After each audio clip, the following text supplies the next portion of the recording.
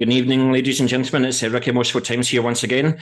Now, tonight we are going overseas for this interview. Well, I made it sound more exciting than it really is. This is only 30 minutes in the ferry to get to Northern Ireland.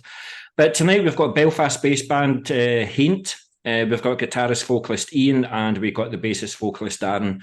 Unfortunately, drummer yet to be vocalist Mark couldn't make it tonight as he's too camera shy, but that just means that we've got free reign to take the mickey out of him anyway. So, yeah, how the devil are you guys, and how are the Siege of Limerick hangovers? Oh, hey. Siege of Limerick was absolutely amazing. Yeah, I thought it was very, very good. Yeah. Brilliant show, yeah.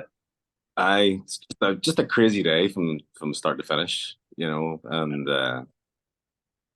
plenty of bands, but like we were on pretty late, and we were clashing with Gamma Bomb. Right. We were on like the main stage, so we thought that would take people away, but man, it soon filled up, like, you know, and it was very, very good, very, very good show. I was going to say, you were on the Casbah stage, and I think it was like after 10 o'clock that you guys were on, so you pretty much had to behave yourselves for the whole day before getting on stage, and then you've got half an hour before the bar closes and just get the drinks in. Yeah. Oh, there was still drink going whenever I left the place, and that was about morning, maybe 12:30 or so. It was yeah, it was many a drunken person flying about still. Yeah, it was good crack. Good stuff. Good stuff. Is that the first one that you've played, but you've been to many of them before? It's the first one I've been, and the first one we played, so I've never been. No, same for me. Yeah, first on both times. Yeah. Well, hopefully it won't be the last, and maybe you'll move up to the main stage and stuff like that, and maybe the same will happen to you when you get to Bloodstock as well. You'll be moved up a stage, because you guys are making a wee bit of a noise at the moment, and there's a couple of reasons for that. But I saw you guys at Hordes up in Dundee, so that was the first taste of Haint that I got. But I must admit that we didn't get off to the best of starts, to be fair.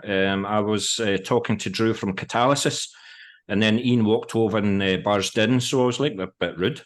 And then I saw your set, and I was like, nah, I'm going to have to talk to you guys.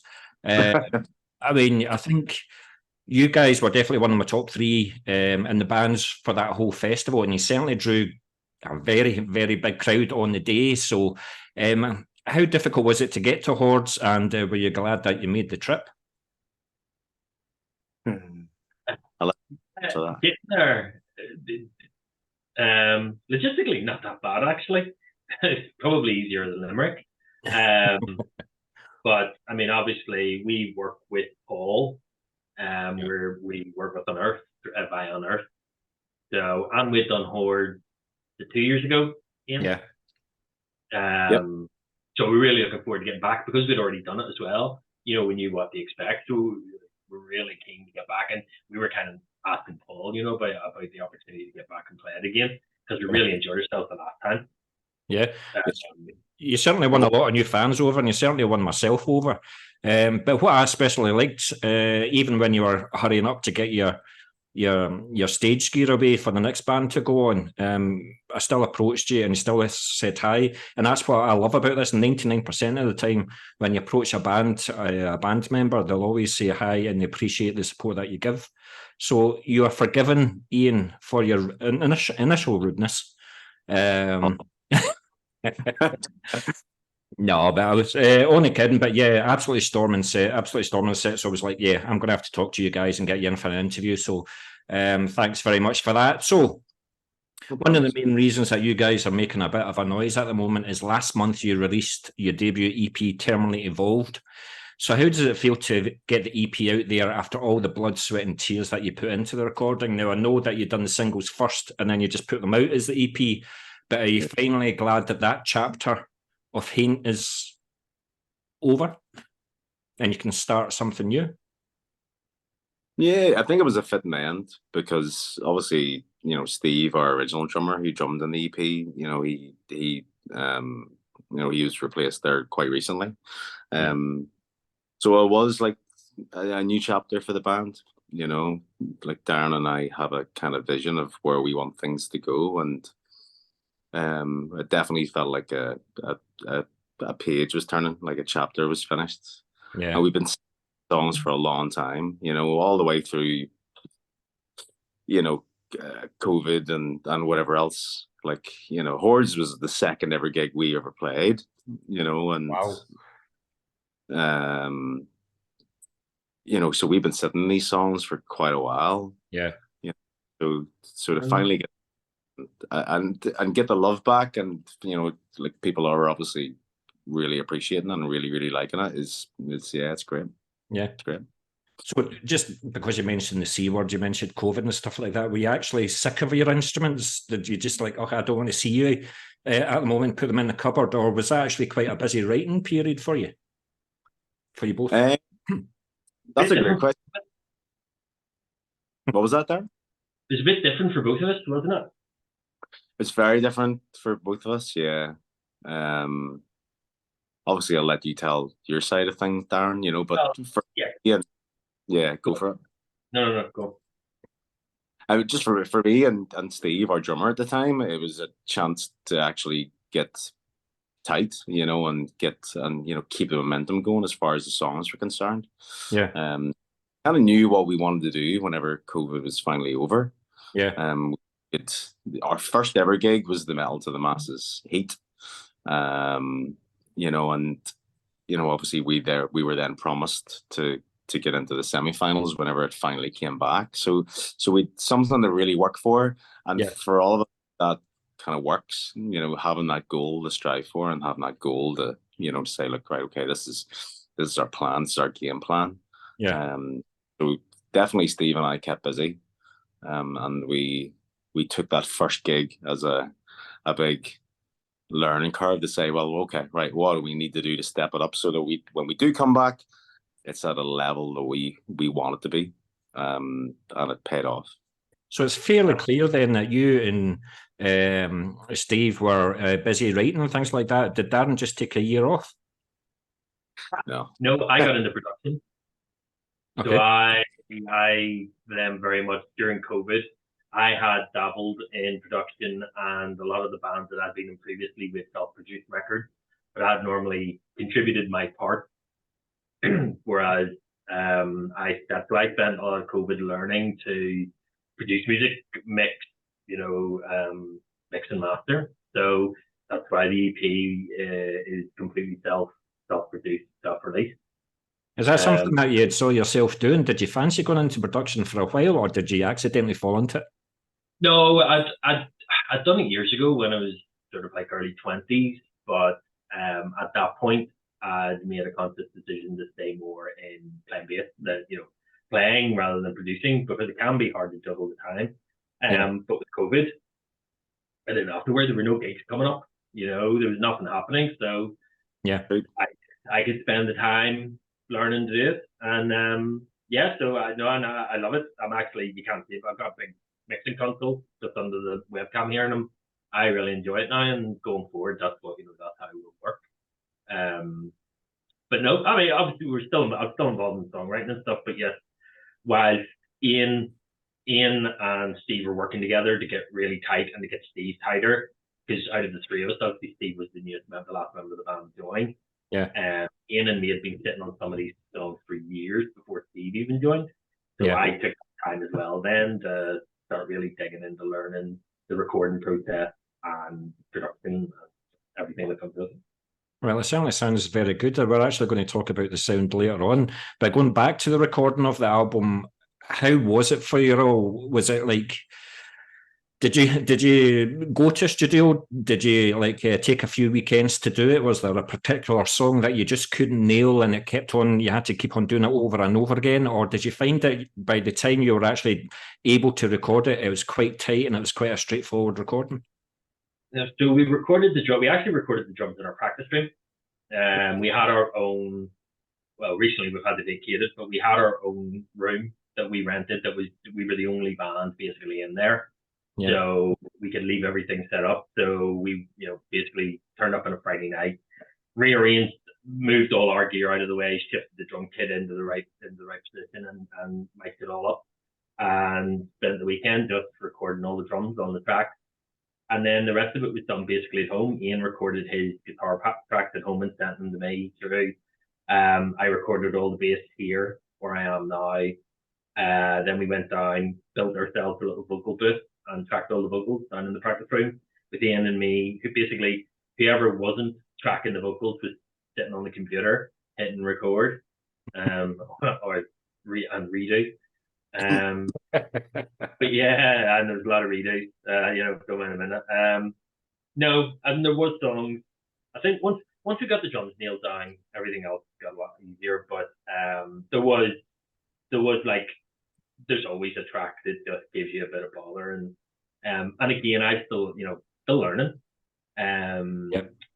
The guys were giving me, once we got to the point of sort of demo mixes or first pass, the guys were giving me feedback. The mix really is a joint effort from everybody. I may have been the person who kind of got it to a point to begin with, but there's input from all three of us, Steve as well, just making sure that the mix was right and everybody was happy before it then got mastered and ready for release. Yeah. It's funny the way things have worked out since COVID. I think before COVID, you would have normally, right, we need to get in the studio and we need to record this. Whereas nowadays, there's so many one-man projects where everything is recorded in his bedroom. It's absolutely frightening how good the sound can be in some of these recordings. So, you've just got to dabble, don't you? So, you've just got to adapt with the times.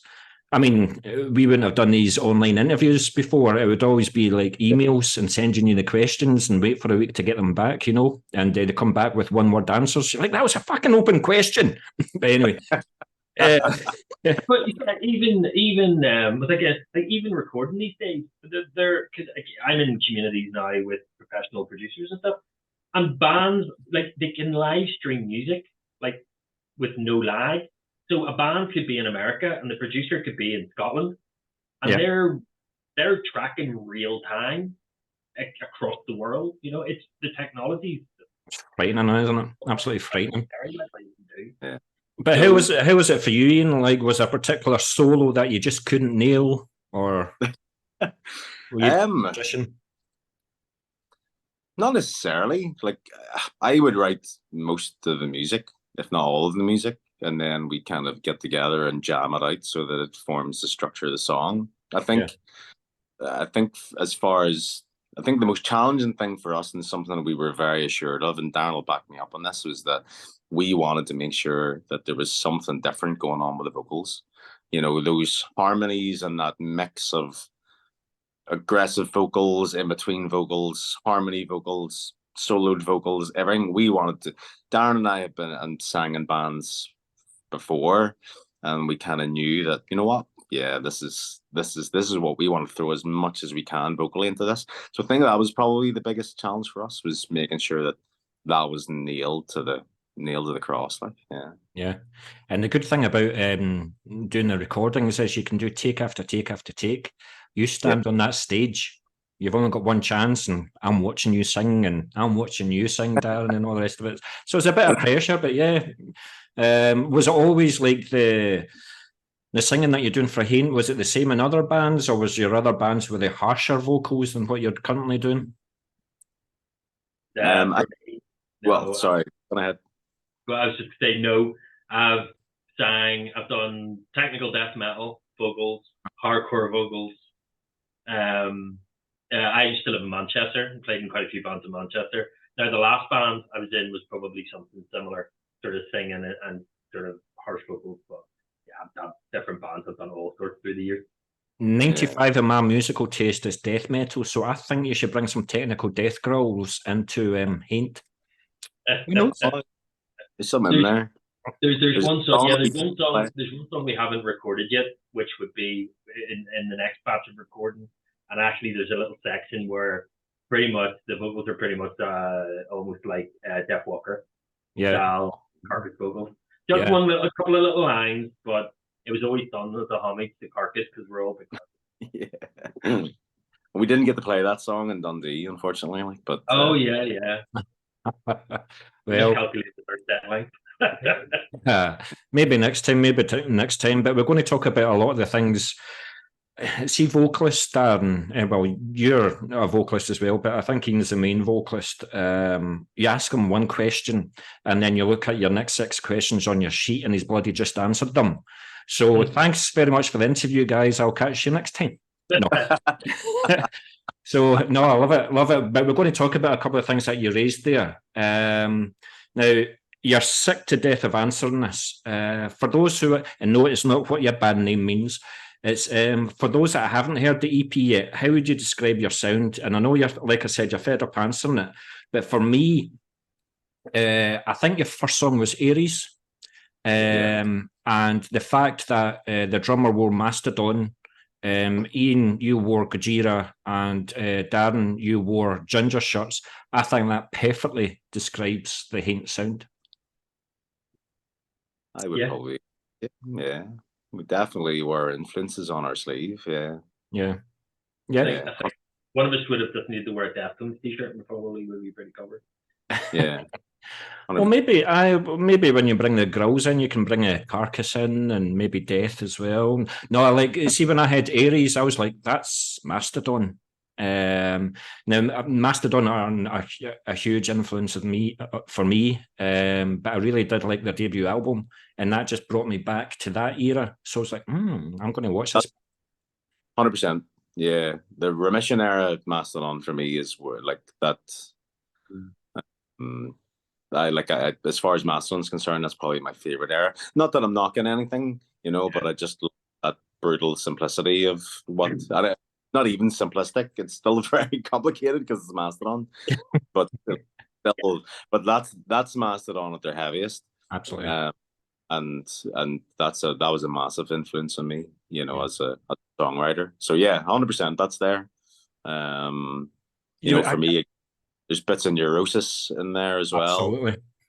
Bits of it would, again, a huge influence on me. Through Silver and Blood. What an album. What an album.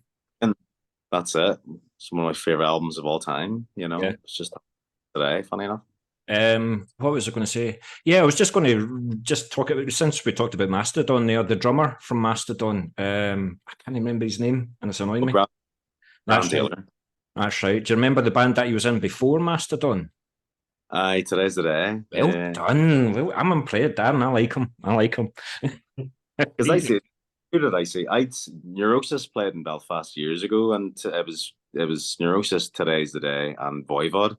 And it was Bill and Bran.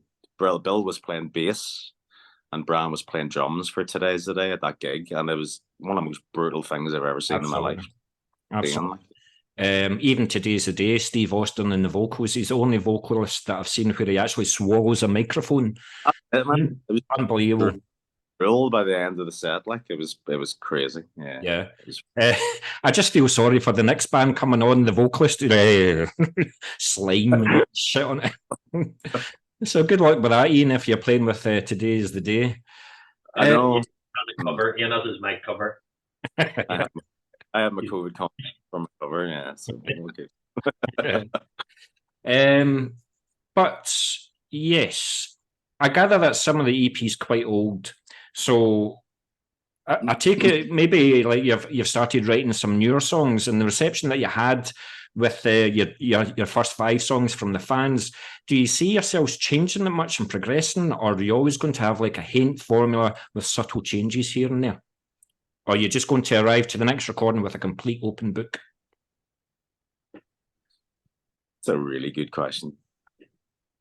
Like, I'm always writing. Thank you. And I probably have hundreds of riffs, on my phone and whatever else recorded. But it's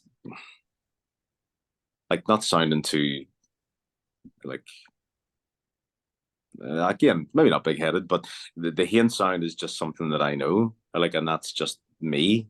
That's that sort of stuff that I love writing. It needs to have massive riffs. It needs to have melody. It needs to have whatever. So I can't see us diverging too far into that. I think certainly if Darren and I had our way, it would definitely be maybe a wee bit more complex. Possible, Well, I mean, who else have you got to speak to? You've got Mark, and he's only the drummer, as we've already said. So, I mean, it's just between you and Darren. Just get it done. He complains about keeping time with the stuff that we've got him learning already. So we do have two. Well, we have one song. We have two songs that haven't been recorded yet, which are finished. Yeah. We have two songs which are ongoing in terms of writing. Mm-hmm.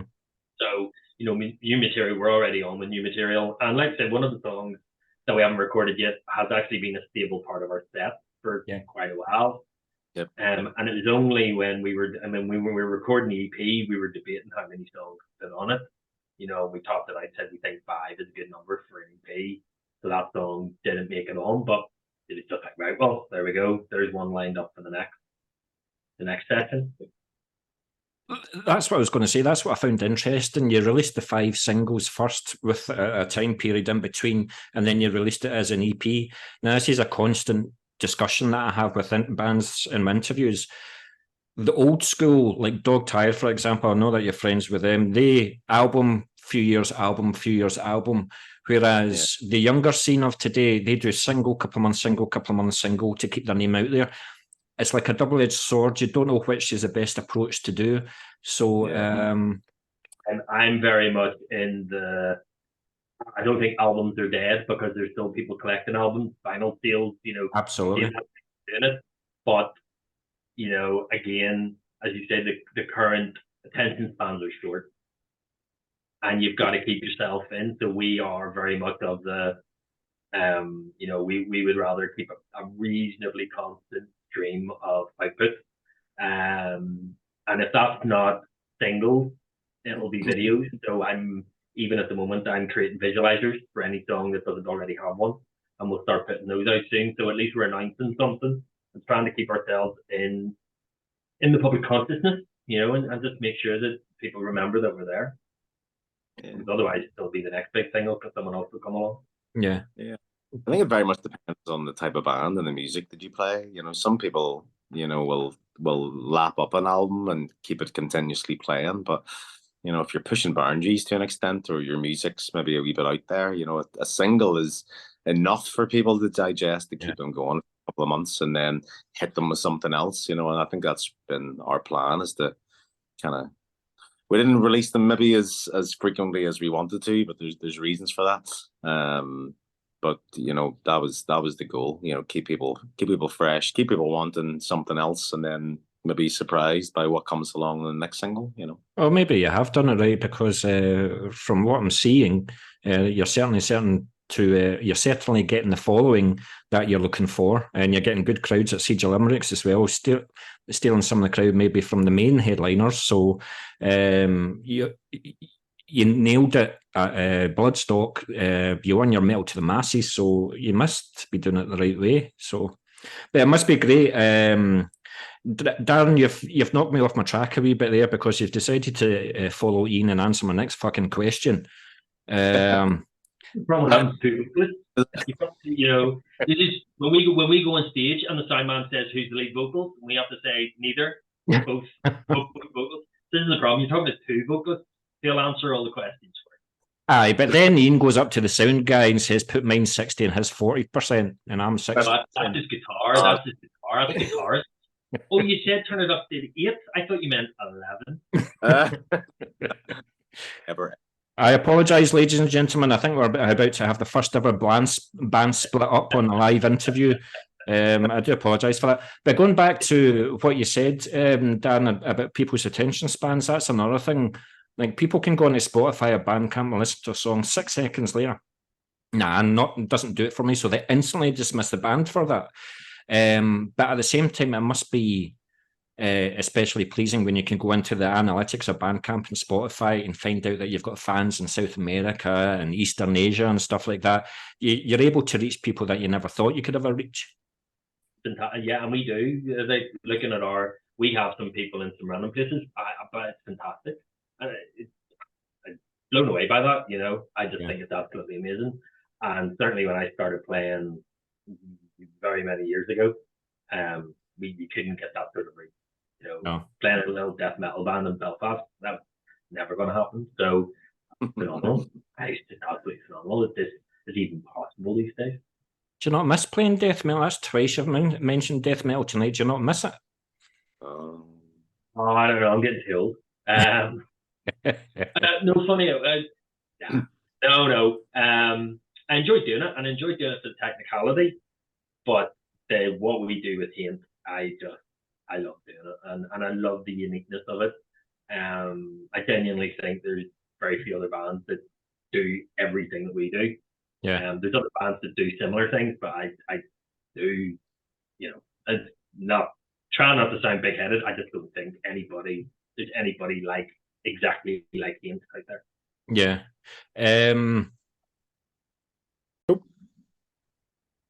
Thanks very much for that, guys. Thanks very much. But just talking about, I do apologise because when I do look on your social media, there is no like background. So, did you two guys know each other, or did Ian, was this your band, and Darren knew? Ian put an advert out, and you replied to it, Darren, or did you know each other for years previously? We've known each other well over 20 years now. From Ian was playing in a band called Stand Up Guy, and I was in a band called Condemned. Just on the Belfast thing, we knew each other, I think, from then. Like I said, I lived over in Manchester for about 15 years. I'd moved back with the family, and I think after about a year being back, I realised that Ian was probably only about a mile down the road from me. Even. And so messaged him and said, right, are you playing any bands? And he's like, no, I'm not doing anything at the moment. It's like, right, well, let's start jamming together. So he would actually come up to the house I was renting at the time, and we'd just jam out songs. And the first two songs that we kind of marked as certainly complete in terms of guitar and bass were on EP, which is Everything and Screaming. That was the very first two songs that we wrote. Yeah. Well, what was obvious from that was Darren was thinking of Ian, but it was blatantly obvious that Ian wasn't even thinking of you, Darren. He just didn't enter his head at all. So at least you knew where you stood. Terrible. But did you pretty much have the songs ready, or is this like when you two met, that's when Haint started and that's when you thought of the songs, or did you have the ideas and stuff like that already?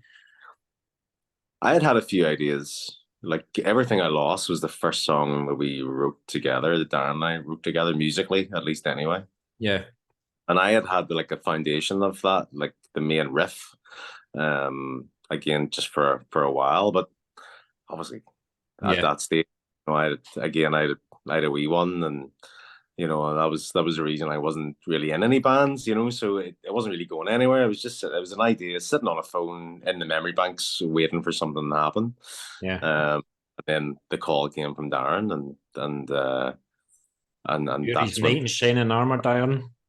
That's it. 100%. You're the reason Haint is what it is today, Darren. That is. But talking about I'd say Ian puts a massive contribution towards that. But yeah, it's good because both, like I said, we've both played in bands before we knew each other, and I'd played in very different bands, but I also knew that we had very similar musical interests. So, and as Ian had said before, like we had talked about the vocal element of it. We hadn't found Steve at that point, but we were already saying we knew we'd both been in bands that were, harsh vocals or a lot of shouting, or had done death metal and stuff. And it's like, no, we can both sing. Well, we think we can both sing. And we both had, liked bands that did vocal melodies and soundscapes and things. So that was very much an aspiration from the start. Yeah, cool. And talking about the constructions of songs, how are they constructed? Like, Dan, do you send Ian riffs at 4 o'clock in the morning saying you have to hear this riff, this is the best riff yet? Or is Ian the pain in the arse? Or is Mark starting to come in with ideas? What's happening? Ian would be the main riff writer. Yeah. I'm the epitome of the pain in the arse for both of these guys. Because I'll bring in and what the fuck timing is that in? Or I like that part. The pain in the arse and he's done this on one of the songs, is when you think a song's finished, and then he goes, I'm not happy with that. We've got to change that song. We've got a song that's going through that at the moment. Is he the hardest one to please? Is he the one that goes in a mood or in a huff when you say to him, nah, I don't like that riff? No. And again, I recently, there's an idea that Ian come up with, and I listened to it, and there's some feedback on the start of the song, and he's like, nope, totally agree. So no, I think we work together, and I'd like to think hopefully mutual respect. Yeah, definitely good. I think that's the epitome of Haint, is like we've really challenged all of ourselves to not only improve musically, you know, because I say I'm a better player now than what I was, but like just in terms of our writing and our approach to vocals and all that stuff, you know, again, we've really pushed ourselves to the limits of our capabilities and beyond, you know, and that's something we want to keep going. Yeah. When we first brought the vocals in, we couldn't do it. There's a lot of we couldn't do the vocals, and we couldn't sing and play them at the same time. There's a lot of practice to get to the point where we could do both. Yeah. Well, since you keep on mentioning the bloody vocals, I may as well go down to that part of my question sheet. But what I particularly love in the band is more than one vocalist. So senior at Hordes, I love the fact that Dan done some of the vocal duties as well. But with you writing the songs, was that always going to be the intention, having two vocalists, or did it come quite accidentally that Dan was going to get a few lines to sing? Yeah, it was always. Yeah, we always were going to do people. Yep, always did. You know, and he's not here to. Is there a particular reason for that? Do you see one doing the harsher vocals than the other, or cleaner vocals than the other, or is it just the way it works out live? No. If you watch the two of us, we both split harsh and clean. Neither of us have a preference. Some melodies, I'll sing the high part, and I'll sing the low, and vice versa. We just however it's been written and which we feel. And I'll sing. I wrote the vocals for everything, but it's actually Ian who kind of leads that. All the hard stuff, it's Ian that comes in first and leads all that. Just whatever's best for the song. Yeah. I definitely think on a live run it adds so much. Like one of the best things I've ever seen live was a band called Nile, and they got 3 vocalists and they were all doing it at the same time, and I was just like, wow. But you get you get bands like Despised Icon as well, where it's line and then it's a second vocalist with his line, then it's line by line. I like the way that you guys done it. So fair play to you. Is it very much interplay? Yeah, I take it it's definitely going to keep that formula going into the new songs, but are you going to ask Mark? So how are your vocal cords, Mark? Mark sang for the last band he was in while drumming. He was drummer / lead vocalist. We know he can sing. He's a little bit resistant at the minute. He's told us enough that trying to learn the drums for these songs is enough of a challenge, but we've said, we know you can sing, so... And he's got quite a high range as well, so yeah, we'll be drafting him in. Yep. You're going to be like Dragon Force soon. You're going to be singing like dragons and friggin' knights and stuff like that soon.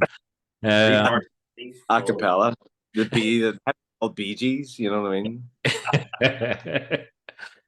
But the way that you've recorded the EP, do you think you'll continue to use that and you've got a settled formula? Or are you quite open to like finding a new studio or new experiences? Or do you think that you've got the formula that you're happy with and you'll continue to use that? Because the sound on the EP is really, really good.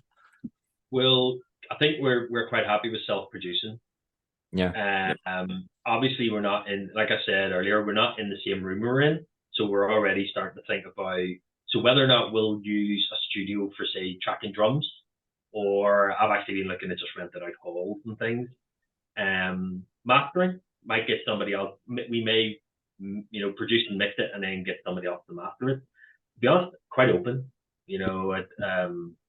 So who mastered the EP for you? Was that yourself? Pardon? Did you master the EP yourself? Yeah. Yeah, I mastered it as well. So then, like the guys. Everything got mixed and everything got bounced off. We Steve and Ian. And then when we're happy with the mix, I mastered it and let everybody hear it as well. So, but yeah, it's all done between the three of us. I remember when I interviewed Dan Sweno, and he was saying about mastering. There's a couple of albums where he pretty much had no hair left by the end of the mastering because he just couldn't get the sound that he was looking for. So I presume that happened with you, Darren. You were that annoyed? Yeah. Before we started recording, my hair was like down my arm. But again, was it quite tricky to do, or were you like, do you know something, and you fed it back to the guys, and the guys were saying that sounds absolutely perfect, or was there a lot of toing and froing? Oh no, we're all very particular. So there was some, I would say every song went through a few iterations just to make sure that everybody's happy with everything.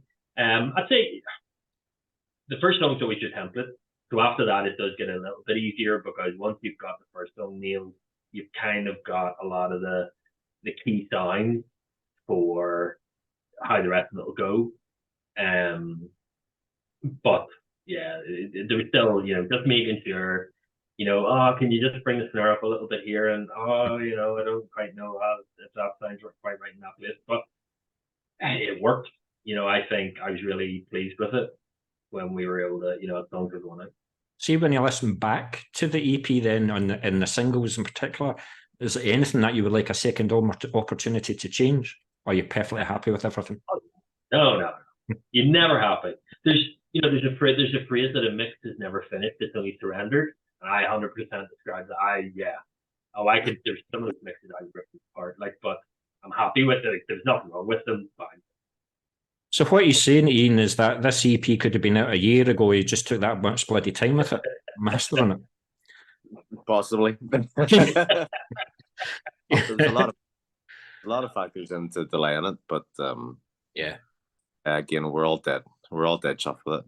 I personally think I would have changed anything. Yeah. No, absolutely brilliant.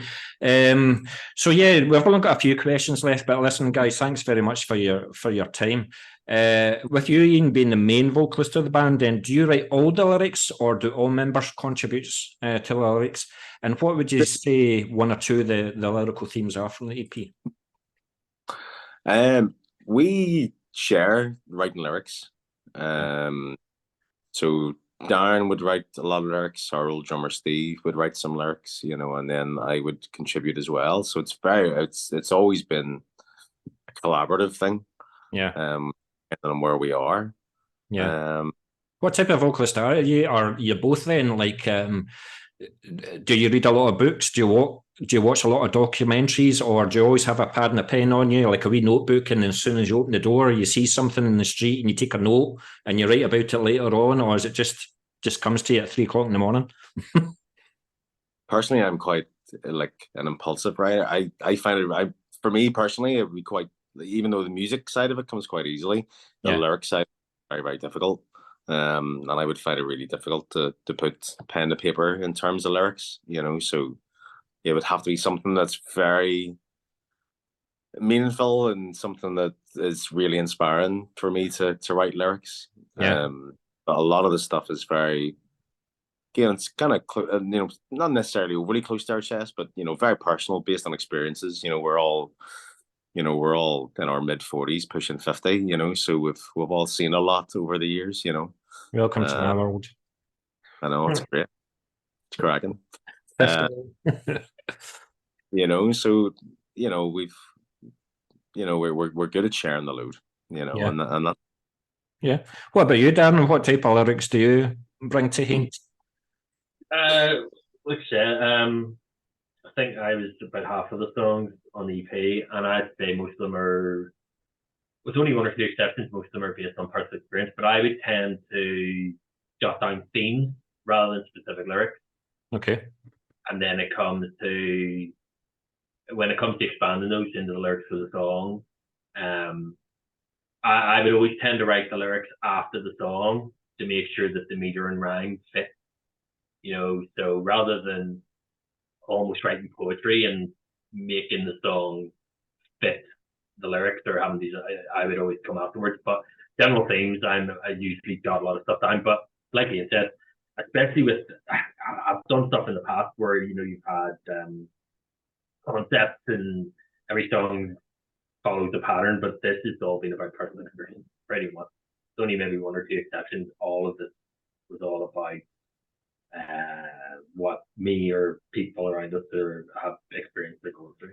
Yeah, no, cool.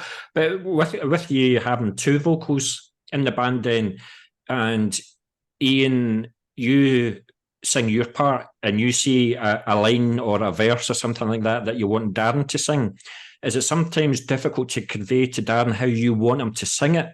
Or you know that if you give the verse to Darren, he'll nail it in a winner? Pretty much the latter, like it'll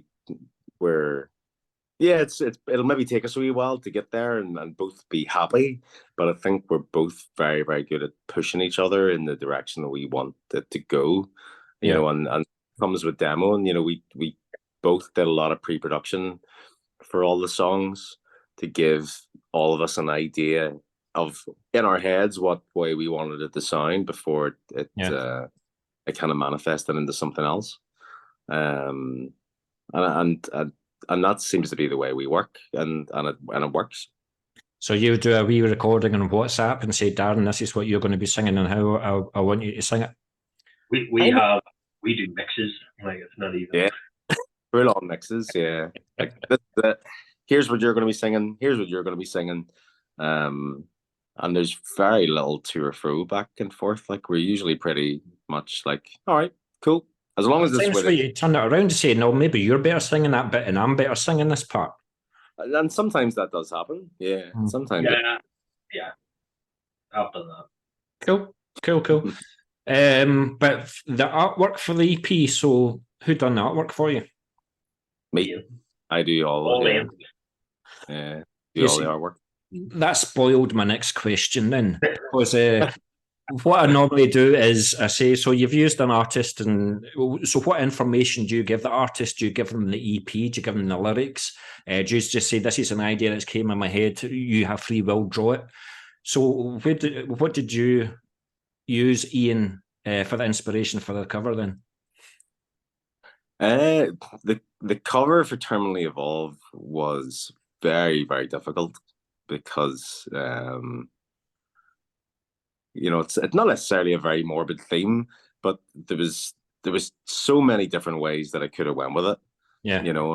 I in terms of the singles, I wanted the cover for each single to kind of almost represent, a visual image of what the song entailed to an extent. Grab certain bits of it and sort of take your imagination wherever you wanted to. But for Terminally Evolved, I basically was like, I was a lot of back and forth and then it came to the whole the ink blot thing. I kind of stumbled upon that by accident one day when I was bored sitting in the house and kind of thought, if I can't think of something, let's just have something and let people interpret whatever the hell they want out of it. I'm thankful the guys like that as well. There you go. It just comes to at one point, doesn't it? So why the title of the EP then? Why is it called Terminally Evolved? It's a really good question. Unfortunately, the guy who answered that is no longer in the band. But it was something that Steve came up with a while ago. And it was more so we'd based a t-shirt than an image of it, I think it was a ram's head, and Horn had come round and actually impaled it to the point, where it had, it's like self-suicide almost, you know what I mean, through its own evolution, and you kind of, I think society at the moment, I think to an extent from Steve's point of view, that is, God, are we there? Are we far from it? Because usually it's a song title or a lyric from one of the songs, so it just stood out a wee bit, but it's a very striking title. But yeah, keeping on with the visual side of the album, I think you've only just, since you talked about this about half an hour ago, Darren, you've only released a video for Airs. So that's your plan then? Are you going to release a lyric video for each of the other singles, or do you see yourself I don't know, going up to the woods and having lights behind you and you're just going to perform the song, or is it going to be a live video, or are you just going to do the lyrics? No, it'll be visualizers and lyric videos. So we do have stuff out for Screaming at the Storm as well. We have a video out from Bloodstock. From Bloodstock. So we took the live footage from Bloodstock and just edited that over, did that over the single. Yeah. And then there's a lyric video for Screaming as well. But the rest of them, anything that doesn't have a visualizer and a lyric video will probably take the time now. With one more gig this year, and then we'll take the time to start getting all the visualizers and everything done and put out. This might be a silly question, but are the visualizers going to be the same, or are the visualizers going to be based on each particular song?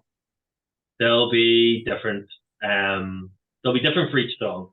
How much they're based on each song, I don't know. Just kind of starting to messing around with a few ideas at the minute. I've done one for. It's good to keep them busy, make them contribute to the band in some way. You're doing all the writing and everything like that. Get them to do some work, for goodness sake. But yeah, so you've just played Siege of Limerick. I saw you a couple of months ago in Hordes in Dundee. But what plans do you have for Haint towards the end of the year, beginning of next year, or are you going to concentrate on writing the new songs? We have a gig mid-November with the mighty Iron Altar. Honestly, what a band. Oh, yeah. What a band Iron Altar are, and what a performance at Hordes as well, man. Oh, very brilliant. And we've seen their singers band, Code Speaker, were playing Siege yesterday. Their bass player.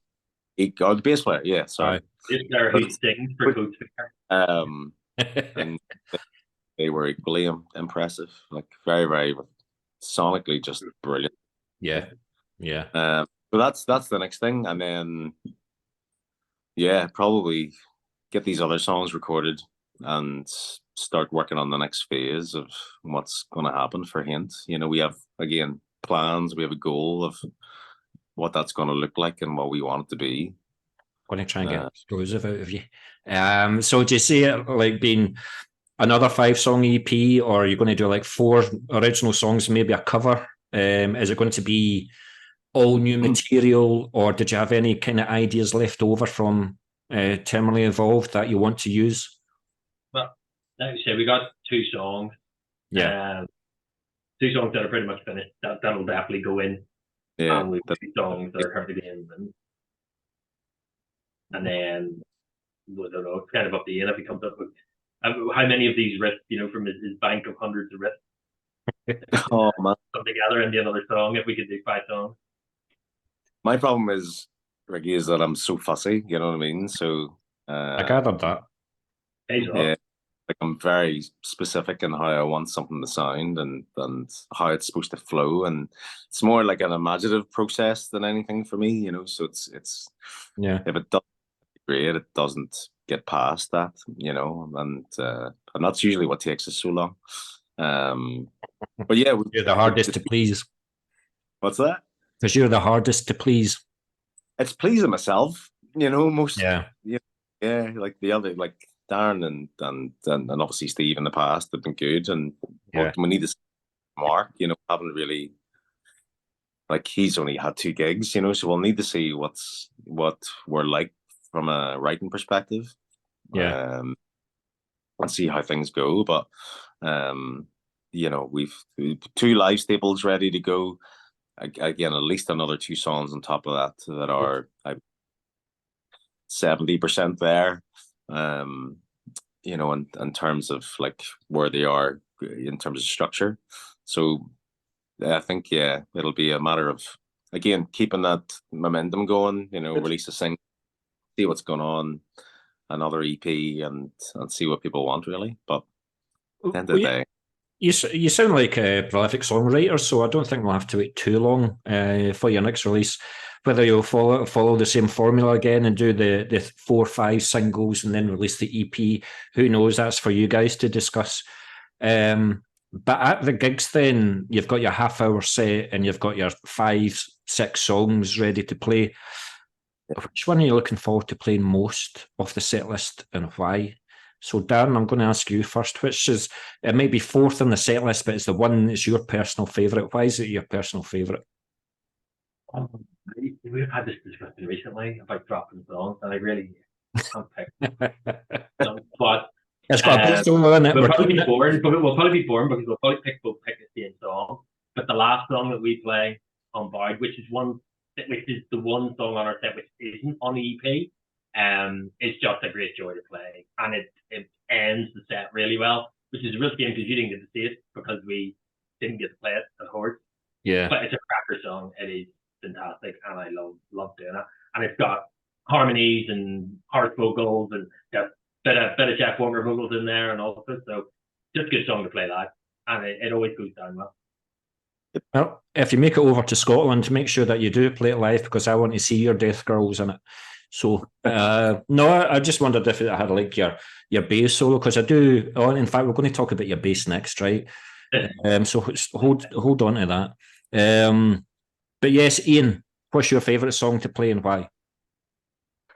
To an extent, probably the same song, Unbowed. It's because it's so much fun to play. Like, it's probably the heaviest song that we have. Yeah. And it's just a real. There's about 40. I think, how many did we count down? 47 to 50 different meters. If you want to be, and the first time I tried to work out all of it for a click track, there was just so many time signatures changes. It was ridiculous. And it's also the only song he soloed in. And it's the only song that I get to play an actual solo in it. Again, it's always, it's our set closer for a reason.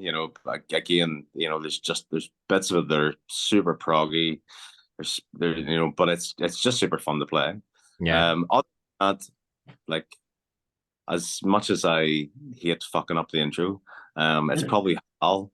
Because Hal's, that Hal is, as far as like a guitarist and an accomplishment, it's a song it was so difficult to write, and it's the kind of song that I wanted to write for a long, long time, and it seems to be the one that people are gravitating towards the most out of all the songs we have on Spotify. It has the most plays and always seems to go down well. So yeah, Hal's definitely up there. So you've got yourself into a wee bit of bother for a wee while to come then. You'll be playing it for a few more times yet.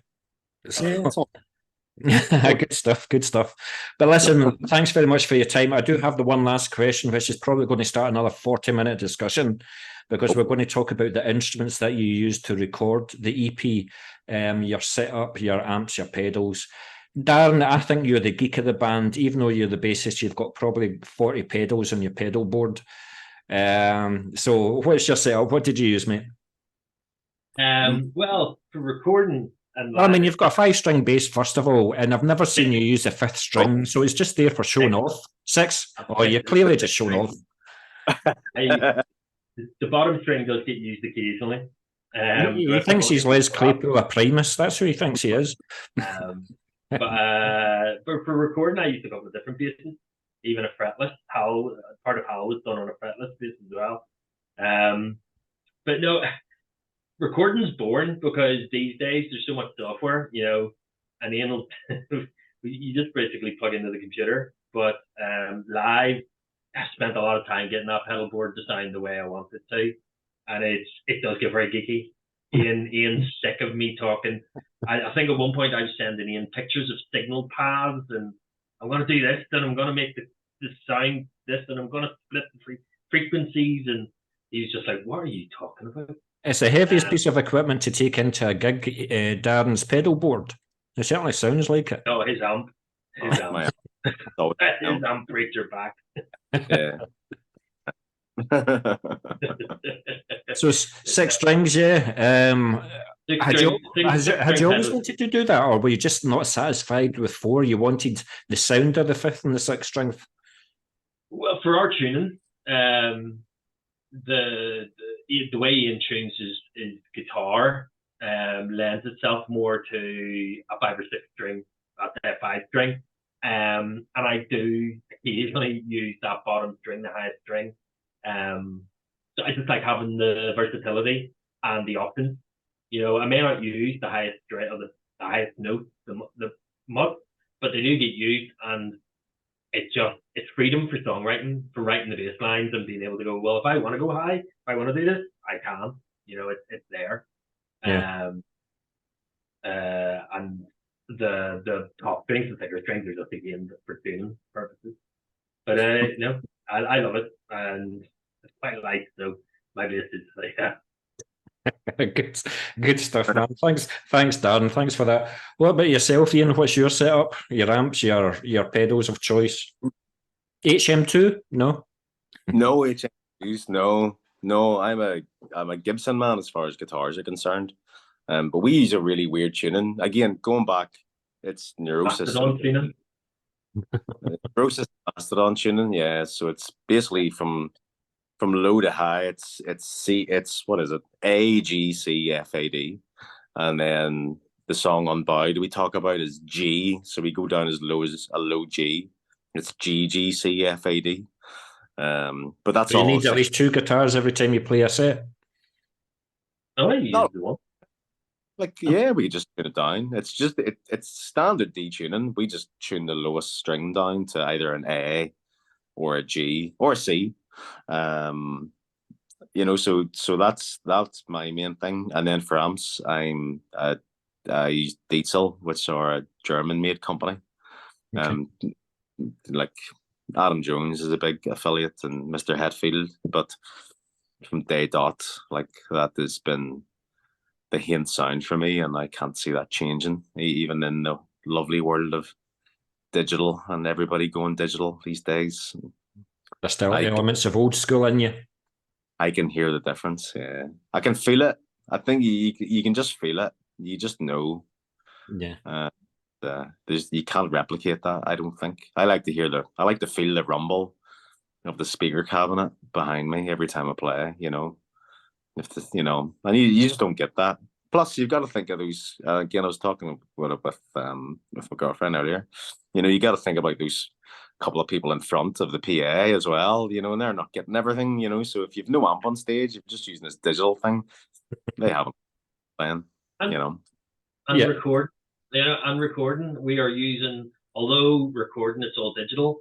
We're using a plug-in version of the same amp. What is on record, even though it is digital, is exactly the same amp with exactly the same settings. And use it live. Yeah. Well, hopefully it won't be too long before I see you guys live again. I can give you a punch in the nose, Ian, from being rude at Hordes initially. I'll harder next time. But it's been an absolute pleasure talking to you guys. We'll certainly do a bit of Moshville Times to promote you guys, because you guys definitely deserve to be promoted. So whenever you've got anything new, let us know about it. We'll do a review on it. We do Moshville Radio as well. So whenever you've got an MP3 of anything, just send us a song. We'll get it on the radio as well. We'll do as much as we can for Haint, because you guys are ones to watch. So thank you very much for your time. Thank you. Cheers. Appreciate it.